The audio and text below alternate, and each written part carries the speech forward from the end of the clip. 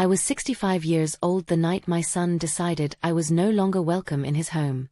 But the truth is, it didn't begin that night. It began years earlier, in small moments no one warns you about. Moments that don't look like betrayal at first. They look like silence. Like discomfort. Like a smile that doesn't reach the eyes. The rain had been falling since afternoon. Not the gentle kind. The angry, sideways rain that feels personal, like the sky itself is upset with you. I remember standing by the window, watching the trees bend, thinking how strange it was that storms always arrived when you were already tired. I had come to my son Daniel's house earlier that day with a container of soup. Chicken noodle. From scratch.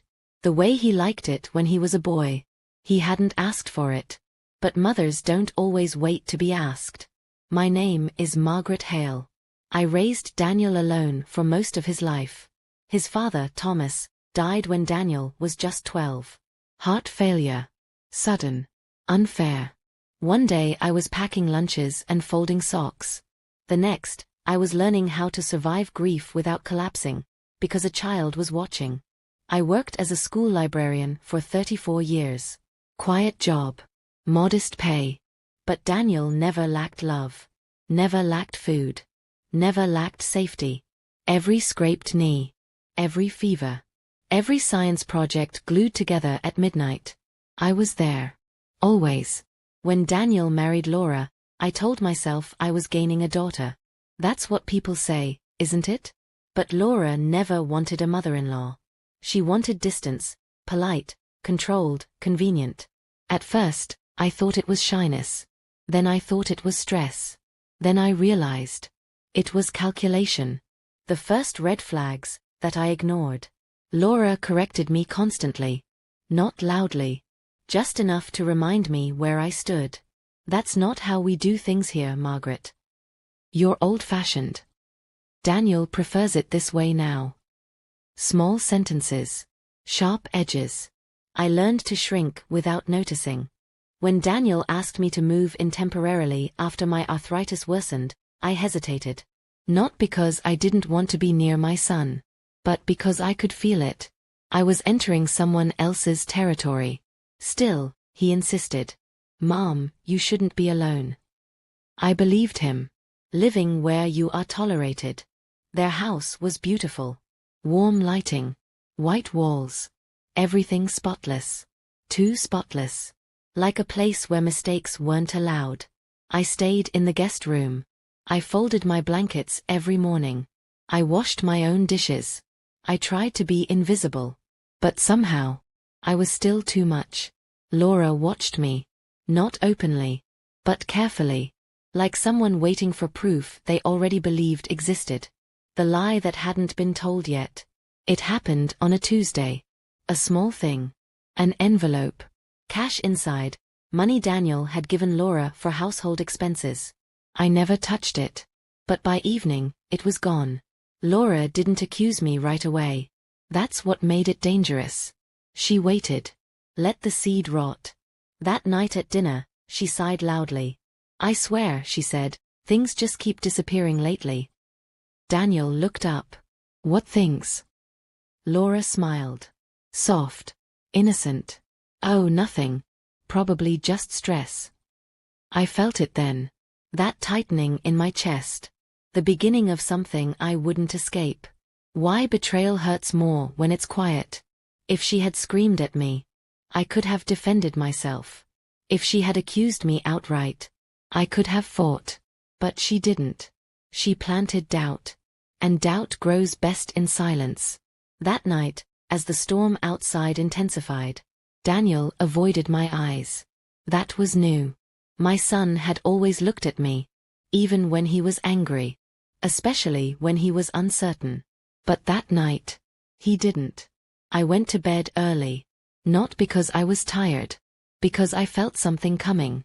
You don't live 65 years without learning the sound of emotional weather changing. I lay awake listening to the rain. To the house settling. To footsteps passing my door, stopping, then moving on. And for the first time since my husband died, I felt unsafe. And that was before the lie spoke aloud.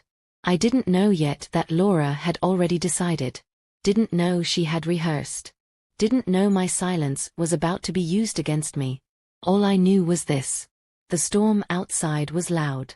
But the one building inside that house was worse. The next morning, the air smelled wet and metallic from the rain. I poured myself a cup of tea, hoping the warmth would settle my nerves. It didn't. I could feel it before I saw it. Laura standing in the kitchen, arms folded, the same tight smile that never reached her eyes. "Margaret," she said, carefully casual. "Can I ask you something?" Her tone was polite. Too polite.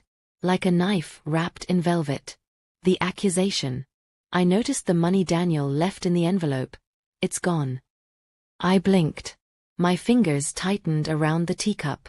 I don't understand. Laura's lips curved. A subtle, practiced curl. "You must have seen it, Margaret. It was right there. And now it's missing." I opened my mouth, but no words came. I wanted to say, I would never take money from my own son. But even if I said it, she had already stacked her evidence, the missing cash, the timing, my presence, and somehow, I was already guilty in Daniel's mind. Daniel appeared in the doorway. He looked tired. Annoyed. "Mom, what's going on?" Laura tilted her head, innocence perfected. "Nothing.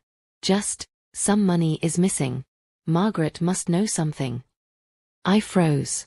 I could see the gears turning in Daniel's mind. And that's when it happened. The first crack in his faith in me. The first betrayal, my son's silence.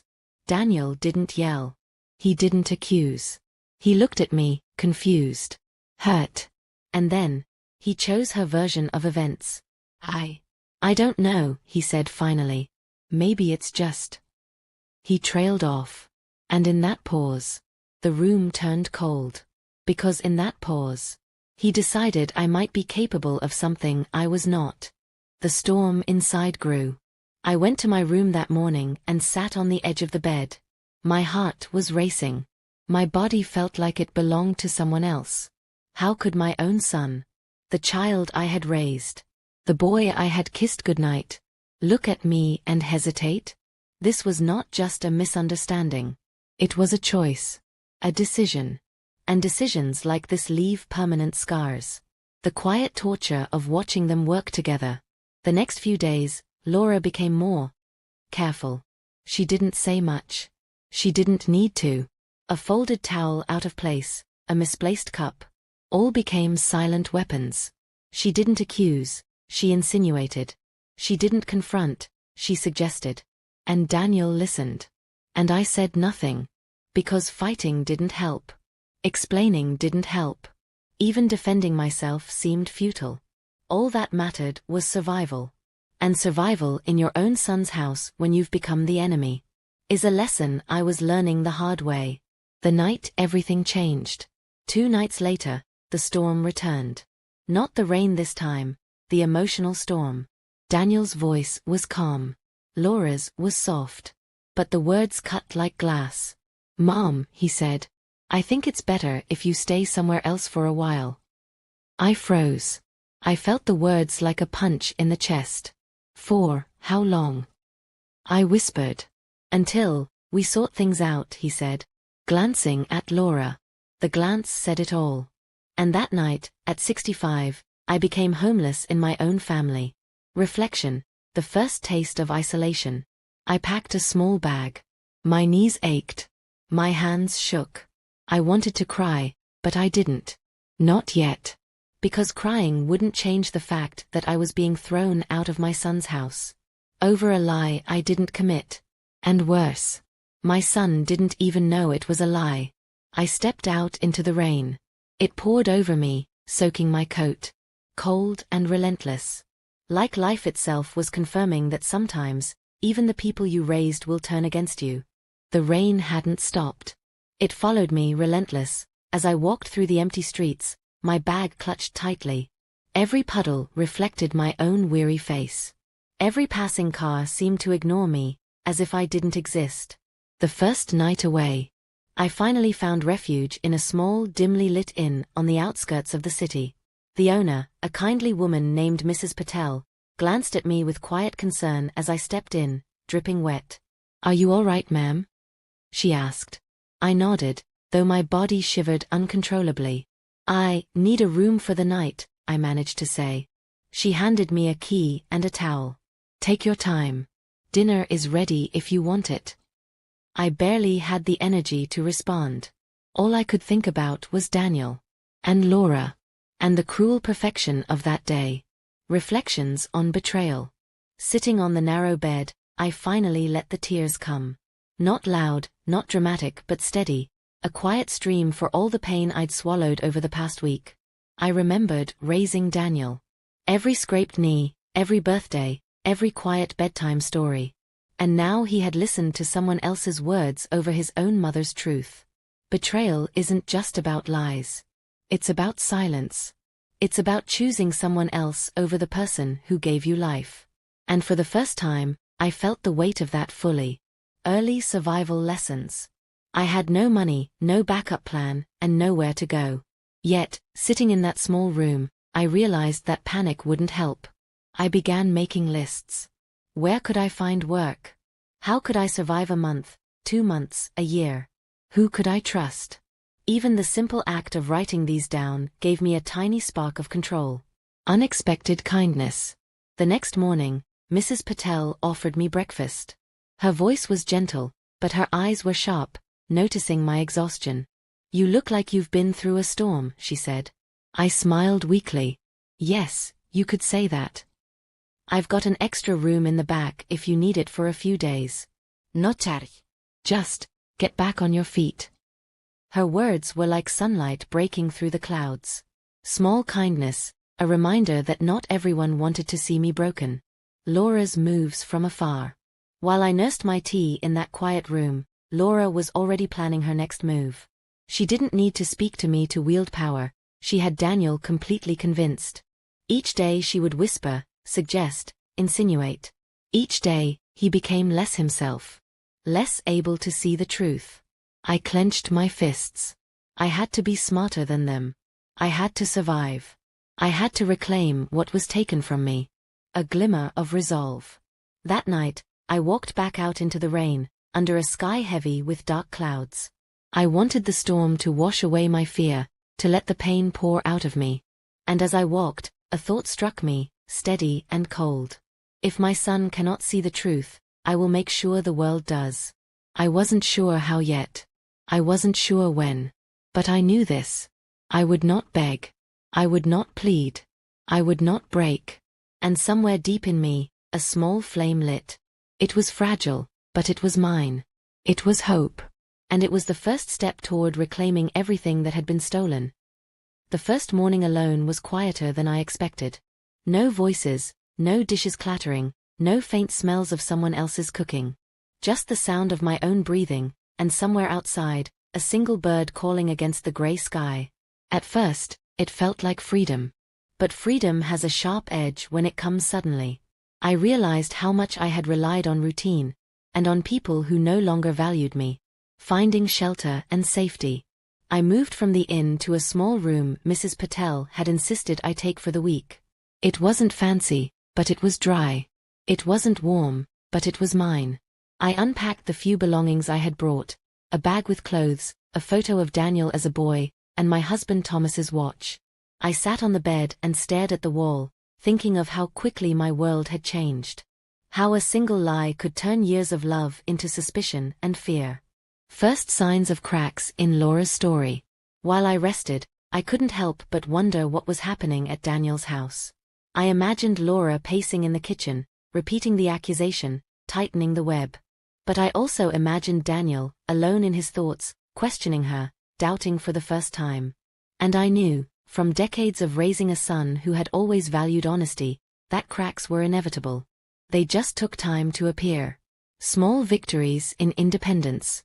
That week, I began to regain a sense of myself. I walked to the corner market, even in the drizzle. I carried groceries back, feeling my muscles protest but my spirit strengthen. I cooked for myself, slowly, deliberately. I didn't try to impress anyone. I didn't wait for approval. I just cooked because I could, because I was alive. A mysterious neighbor appears. On the third day, as I returned from shopping, a woman approached me. She was elderly, with a kind face framed by silver hair. "You look like you could use a cup of tea," she said. I paused. Her tone wasn't pitying. It wasn't curious. It was friendly. Her name was Mrs. Hawkins. She lived across the street and had been watching the neighborhood for decades. She didn't ask questions. She simply offered help. And that small gesture, a cup of tea and a few moments of conversation, reminded me that not everyone wanted to see me broken. Daniel's growing doubt. Back at home, Daniel began to notice inconsistencies. The envelope, the missing money, it didn't add up. Laura's explanations seemed rehearsed. Her calm seemed forced. Her story didn't match reality. Daniel didn't call me immediately. Not yet. He hesitated, questioning what he had believed for so long. And that hesitation was the beginning of his internal conflict, the first crack in the wall Laura had built. Margaret's inner reflection. That week, I reflected on my life, all the sacrifices, all the silent labor, all the love I had given without expectation. By the end of the first week, I realized something crucial. I could survive this. I wasn't helpless. I wasn't invisible. I wasn't just a mother discarded in the storm. I was still Margaret Hale. And Margaret Hale doesn't crumble easily. Laura pushes harder. Laura didn't waste time. By the second day of my absence, she began subtle attacks. A message to Daniel. "Mom's upset again. Maybe we should help her understand where she fits." Daniel hesitated. He reread her words. Something in his chest twisted. The doubt he had begun to feel now started to burn. It was the first sign that her control wasn't perfect. The first sign that I still mattered, if only in fragments. Margaret's strategy forms. I sat in the small room Mrs. Patel had offered, a notebook open in front of me. I started writing. What had happened? The timeline of the missing envelope. Every word Laura had said. Every action Daniel had taken.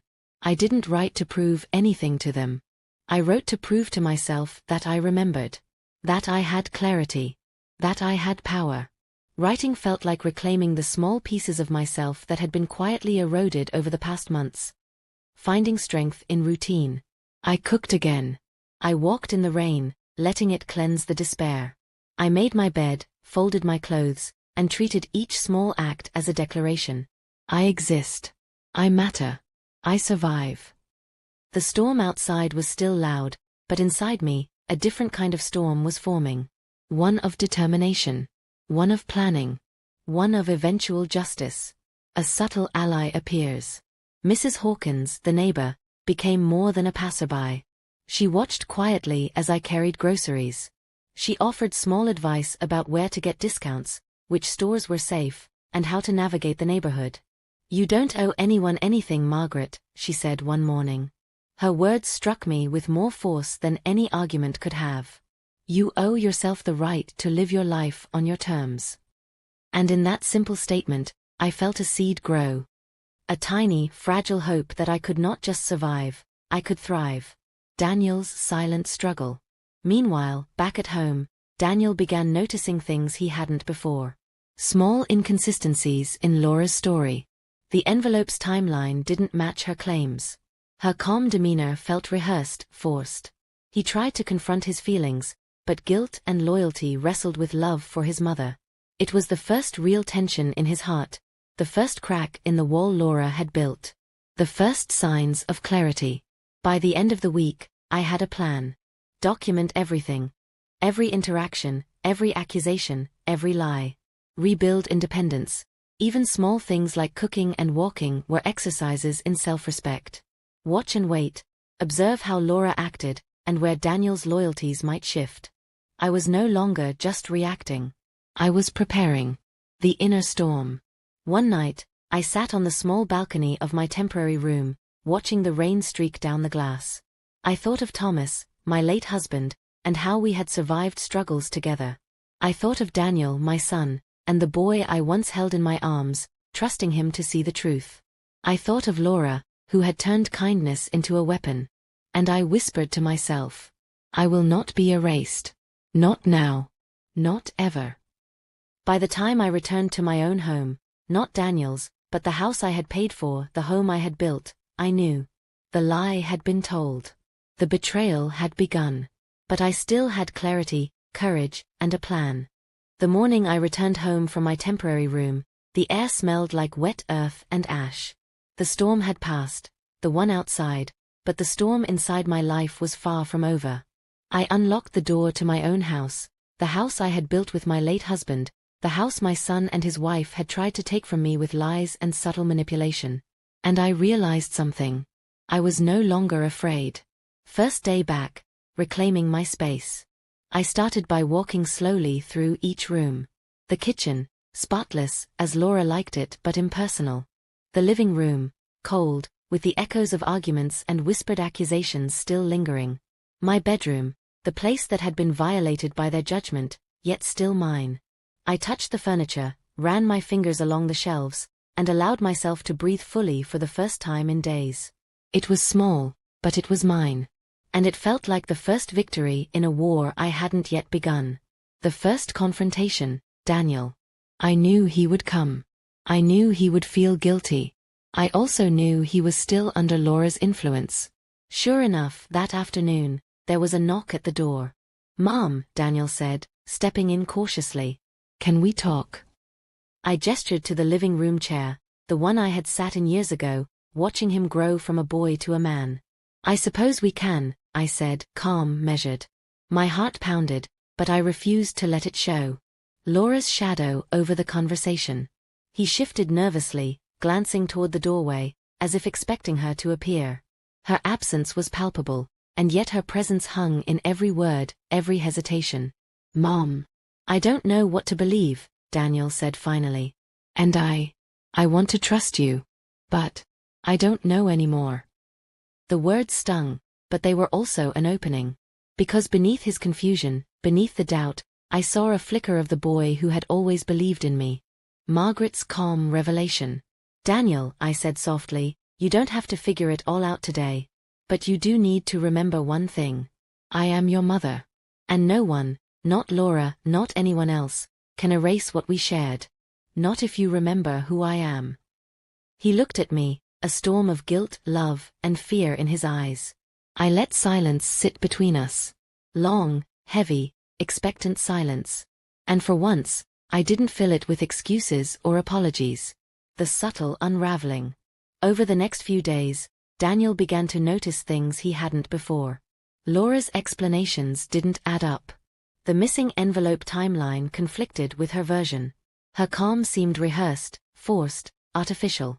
And the more he observed, the more he questioned. The more he questioned, the more I gained leverage. I didn't need to attack. I didn't need to accuse. I only needed to remain patient, steadfast, and visible. Neighbors and unexpected allies. Mrs. Hawkins, the neighbor from across the street, became my informal confidant.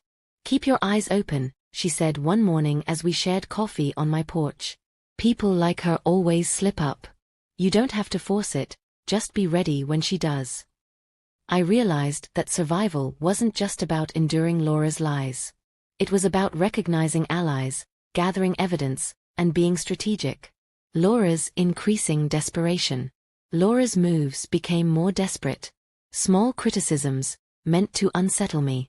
Subtle attempts to get Daniel to act against me. Attempts to rewrite history, suggesting past mistakes were my fault. But I noticed patterns. I noticed the way her voice betrayed her lies. I noticed the cracks she thought I wouldn't see. And in that noticing, I began to plan. The first move, protecting myself. That week, I began to document every interaction, every email, text, note, every insinuation. Limit contact, no more unguarded visits to Daniel and Laura. Start saving evidence, receipts, bank records, anything that could support the truth. I was no longer just a victim. I was a strategist. And for the first time in years, I felt a thrill I hadn't felt since my husband died. The thrill of taking control. By the end of the second week, Margaret had reclaimed her home and small victories of independence. Daniel was beginning to doubt Laura, but still trapped by guilt and manipulation. Laura's control was slowly unraveling, though she remained dangerous. Margaret's strategy was forming, quietly and deliberately. The days after I returned home were quiet on the surface, but beneath the calm, the world was shifting. I had learned one thing: patience was my weapon, observation my shield, and truth my ally. Daniel's doubts grow. Daniel's visits became more frequent, though he tried to disguise them as casual. But I saw the subtle tension in his movements, the flicker of guilt in his eyes. "You've been here a lot," I said one afternoon as he walked in. He hesitated, then said softly, I don't know what's real anymore, Mom. I feel like I can't trust anyone." I nodded slowly. "You're allowed to feel that way," I said. "But the truth is always there. You just have to be willing to see it." For the first time he paused, really paused, and considered my words. And I knew, the seed of doubt had been planted. Laura's growing desperation. Meanwhile, Laura's behavior grew erratic. She started controlling Daniel more openly. Her excuses became sharper, defensive. She tried to isolate him from me, claiming I was confusing him. But desperation makes people reckless, and reckless people slip up. Margaret's quiet strategy. I wasn't going to confront Laura directly, not yet. I needed evidence. I needed allies. And I needed Daniel to start seeing clearly on his own. Step by step, I began. Recording subtle lies. Every small contradiction Laura made. Connecting with neighbors. Many had seen Laura's manipulations firsthand. Rebuilding my confidence. Walks, reflection, and small acts of independence. It was slow, but deliberate. And it gave me strength. The first crack appears. One evening, I overheard Laura on the phone, raising her voice. "Daniel. You need to listen. You can't question me like this." I stayed in the shadows, listening carefully. Her tone was harsh, controlling, and tinged with panic. That was the moment I knew, she was starting to crumble. Daniel's awakening. Later, when Daniel came to see me, I could see it in his eyes. Confusion, fear, and realization. "Mom," he said quietly, I think I've been manipulated." I didn't need to say much. I only nodded. The relief in his face was subtle but unmistakable. He was starting to remember the truth. A small victory. I suggested he spend more time observing, thinking, and not acting impulsively. "No one can make decisions for you," I told him. "You have to see clearly before you act. But remember, you're not alone." By the end of that week, I had gained partial trust from Daniel, collected evidence of Laura's lies, strengthened my position without a confrontation. Laura's next move, aggression. But Laura wasn't done. Desperation fuels audacity, and she planned a move that would backfire spectacularly. She tried to accuse me of stealing again, this time with a witness. A friend she thought would believe her. She started spreading rumors to neighbors, painting me as unreasonable. She openly challenged Daniel, trying to force his loyalty. But the beauty of her plan backfiring? Everyone who mattered could see her aggression for what it really was. Margaret's calm power. Instead of reacting, I remained calm, collected, and strategic. I documented everything: conversations, threats, emails, and lies. I spoke carefully to neighbors who witnessed the small events. And most importantly, I let Daniel watch.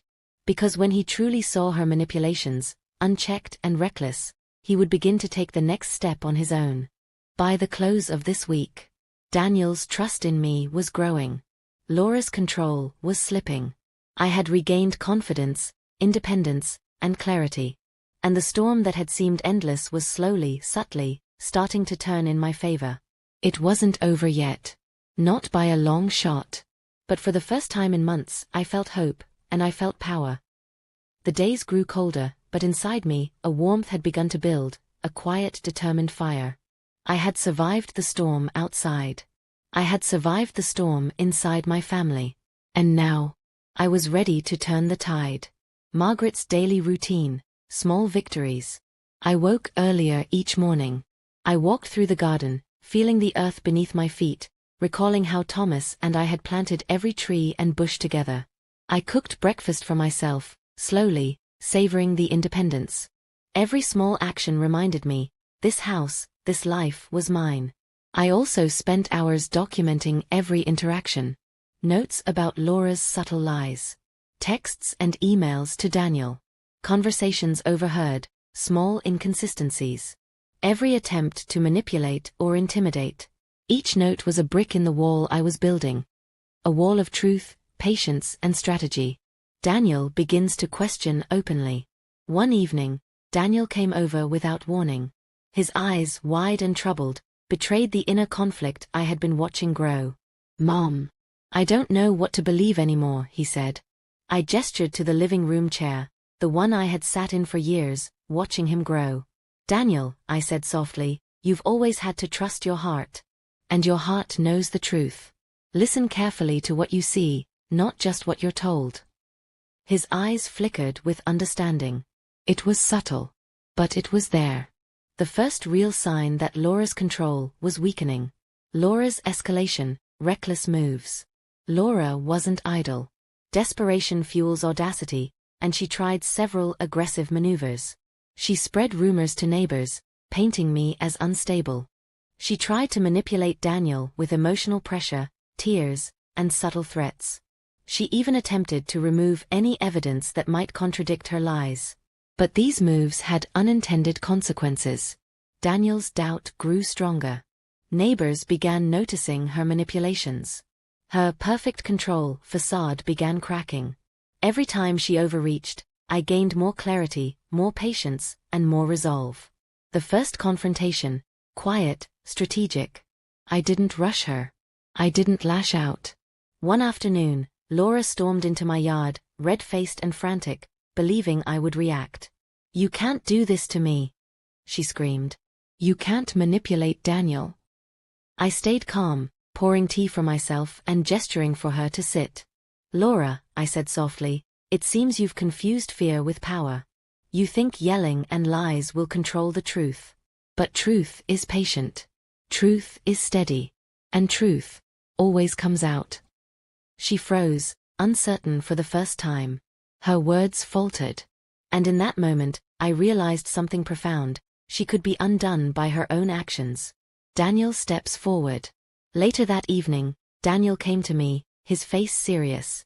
"Mom, I think I finally understand," he said quietly. "I've been seeing things clearly. I want to do what's right." And just like that, the balance began to shift. I didn't rush him. I let him speak, let him process, let him claim his own understanding. Because real change, real recognition of the truth, comes from within, not from being told. Margaret's calm power, reclaiming authority. I began to take concrete steps. Protecting my finances, reviewing bank accounts, limiting access, and ensuring my security. Documenting Laura's lies. Every phone call, every text, every manipulative comment. Strengthening my independence. Driving, grocery shopping, managing daily life on my own terms. Each small action reminded me, I was no longer a victim. I was a strategist. I was Margaret Hale, mother, widow, survivor. Unexpected allies and community support. Mrs. Hawkins and other neighbors quietly offered support. A few whispered stories of Laura's manipulations, unnoticed by Daniel until now. Some offered advice. Some simply offered listening ears. All of it reminded me that even in betrayal, there is always a network of quiet support. And that support gave me courage I hadn't felt in years. The calm before the final storm. By the end of this week, Margaret had regained control of her household. Daniel's loyalty was slowly returning to his mother. Laura's web of lies was visibly unraveling. Margaret had documented every move, preparing for the inevitable confrontation. And though the storm had not ended, I felt a sense of clarity. I would not be rushed. I would not be intimidated. I would wait. Because patience and truth are weapons far stronger than anger or fear. The final storm didn't come with thunder or rain. It came with truth. And sometimes, truth is louder than any tempest. Daniel confronts Laura. It began quietly. One evening, Daniel walked into my living room, his face pale, his hands shaking slightly. "Mom, I think I need to talk to you," he said, almost whispering. I nodded. I knew this moment had been coming, the moment he saw clearly what Laura had done. "She's been lying," he said. I didn't want to believe it, but I see it now. I waited, letting him continue. Every word he spoke cracked open the walls of deception Laura had built so carefully. Laura's collapse. Laura, sensing the shift, tried one last desperate maneuver. "You're imagining things. He's mine. You've manipulated him," she cried, her voice trembling with frustration. I sat calmly, sipping my tea. "You don't control him," I said softly. "You never did. And now, even you can see the truth." She froze, the fury in her eyes replaced with uncertainty. It was the first time she realized she was losing control. And I knew in that moment, patience, clarity, and steadfastness had won. The evidence speaks. I laid out the documentation I had collected over the weeks. Emails and texts showing lies and manipulation. Witness accounts from neighbors. Timelines proving inconsistencies in Laura's story. Daniel read it carefully, his hands gripping the papers. I can't believe I didn't see this sooner," he murmured. I placed a hand on his shoulder. "It's okay, Daniel. It's not too late. The important thing is that you see it now." Margaret reclaims her home and life. With Laura's lies exposed, I began to take back my life in tangible ways. My finances were secure, no more unauthorized access. My home, once threatened, felt like my sanctuary again. Daily routines returned, but with a new sense of ownership and pride. I cooked meals for myself, walked in the garden, and even invited neighbors over for tea. Life wasn't just surviving anymore, it was thriving. Daniel's redemption. Over the next few weeks, Daniel made amends. He apologized for believing Laura's lies. He helped repair the relationship with his mother. He promised to stand by her, ensuring nothing like this could happen again. It wasn't instant forgiveness. Trust takes time. But seeing him take responsibility reminded me why I had raised him with patience, care, and love. Laura's consequences. As for Laura, her manipulations caught up with her. Neighbors no longer trusted her. Daniel no longer followed her blindly. Her schemes collapsed quietly, leaving her isolated. She had underestimated one thing: patience and truth are stronger than lies. Margaret's reflection and empowerment. Sitting in my garden one afternoon, I thought about the past months. The betrayal, the lies, the storm. The fear, the isolation and the doubt. The patience, the clarity, and the strategy. I realized something profound. I survived. I reclaimed my life. And I did it on my own terms. I had loved, given, and protected. And now, I protected myself. If you are watching this and see yourself in my story, you don't have to tolerate lies or betrayal. You can take back your power. You can choose patience, strategy, and self-respect. It's never too late to set boundaries. It's never too late to demand respect. It's never too late to reclaim your life. Daniel and I rebuilt our relationship. We shared quiet afternoons in the garden, laughter returning to the house. I found joy in small moments: cooking, reading, tending to plants. And for the first time in years, I slept peacefully at night, knowing I had survived the storm, the one my daughter-in-law created, and the one I had faced within myself. I am Margaret Hale. I am strong. I am free. And nothing, not lies, not manipulation, not betrayal, can ever take that away from me again.